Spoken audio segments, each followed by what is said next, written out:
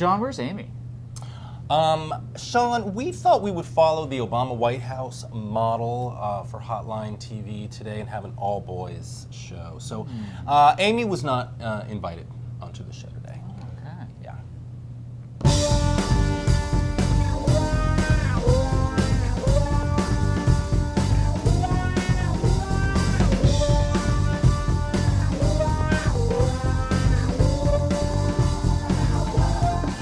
Welcome to Hotline TV, everybody. I'm John Mercurio. And I'm Sean Miller. This is our last Hotline TV before Election Day 2009. That's right, Sean Miller. Thank you so much for joining us. You have been covering these races, the Virginia governor's race, of course, and the New Jersey governor's race, closer probably than any other reporter in America. We've got a tight race in New Jersey. We've got a not-so-tight race in Virginia, both of them being watched closely for signs of what this means for the Democrats in 2010, signs of the intensity factor for the Democratic candidates. Are they struggling to sort of match what Obama was able to do in both of those states last year? Break it down for us, Sean Miller. Let's go to Virginia first. Let's go to Virginia. Well, it looks for a lot of people this race is all wrapped up. Although President Obama is at Old Dominion University today, right, rallying supporters right, for State Senator Craig Deeds, and it remains to be seen if that is going to be enough for his campaign machinery to kick out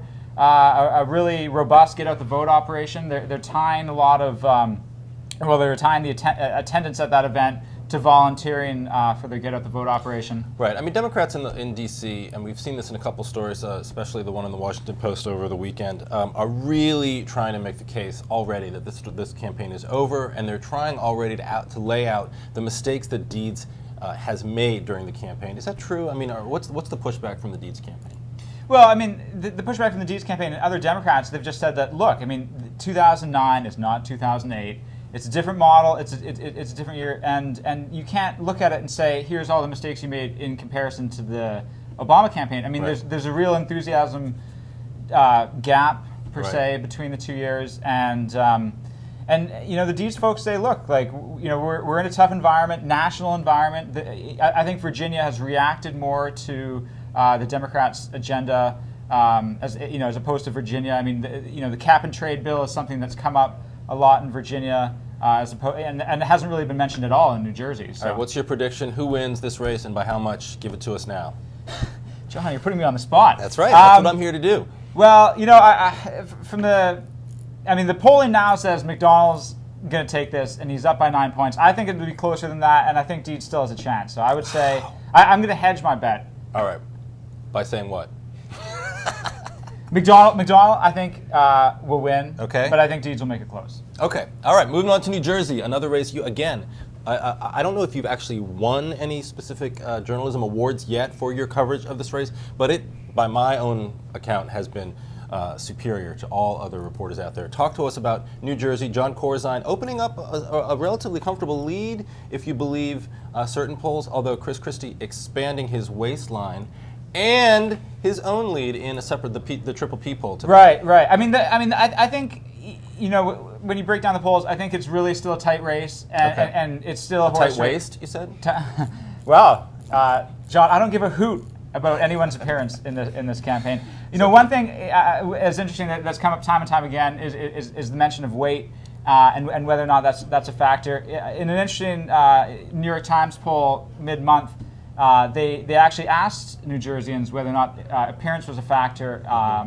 You know, in terms of who they're going to vote for. 15% said yes. So I feel like the Corzine campaign may have had a little bit of prior knowledge to that when they brought this up repeatedly, right, and forced Christie on the defensive, essentially, about his own personal appearance. Right, and yet they're closing the campaign. Corzine yesterday went on the Situation Room with Wolf Blitzer, and they're closing this campaign by, I think, trying to sort of draw back, as you were saying, draw back from this criticism or this mocking of Chris Christie and his weight. So I think he's trying at this point to remain slightly above the fray. The point, though, already being made about Christie's weight. I think the closing argument really is going to be, partner in the State House, partner in the White House, a real focus on, the Democrat national brand, which is still, has high marks still in New Jersey. Right.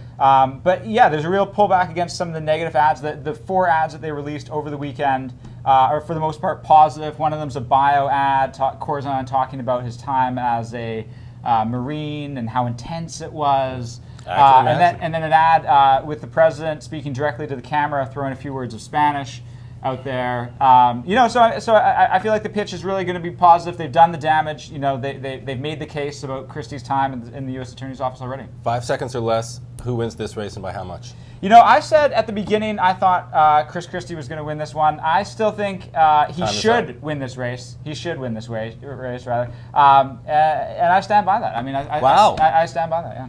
Sean J. Miller going out on a limb, backing Chris Christie by 1 or 2, 3, 4, 5, I think 10 it'll be a tight points. race. I mean, Republicans don't win by landslides in New Jersey. It's still They never win in New Jersey. They never win. They never win in New Jersey. But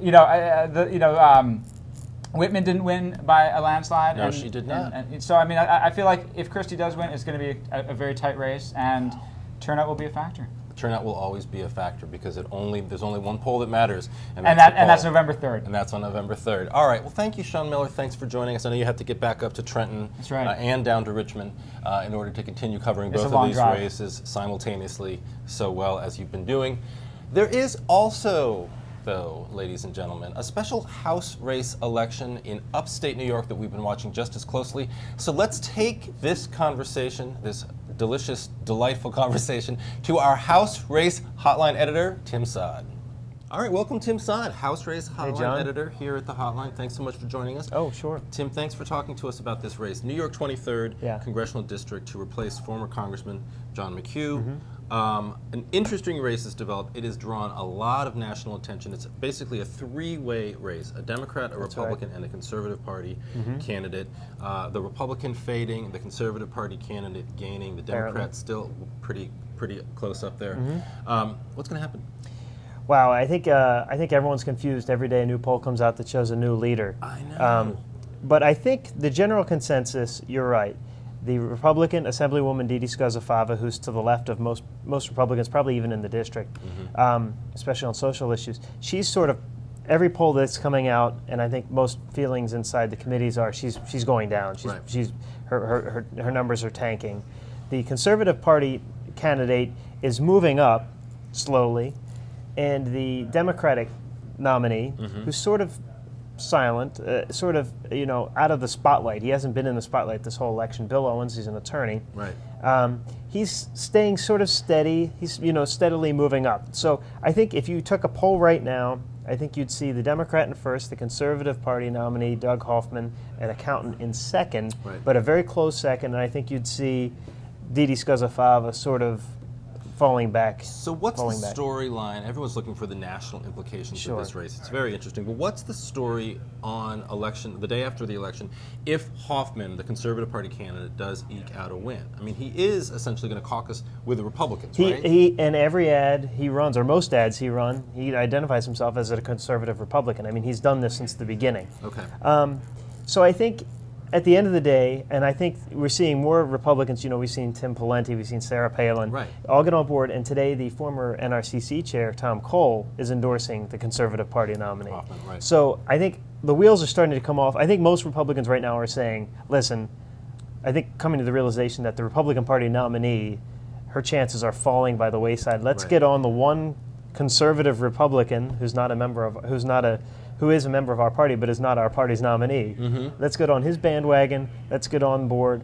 And I think once the sort of everything wraps up, and if he does win, I think we're going to see that for the most part, everyone will have jumped on his ship towards the end. Maybe not the establishment, but most people will at the end. The momentum will be going towards him. What does this mean, real quick? What does this mean, though? Pawlenty, of course, getting behind Hoffman. Palin getting behind Hoffman. Gingrich getting behind Scozzafava.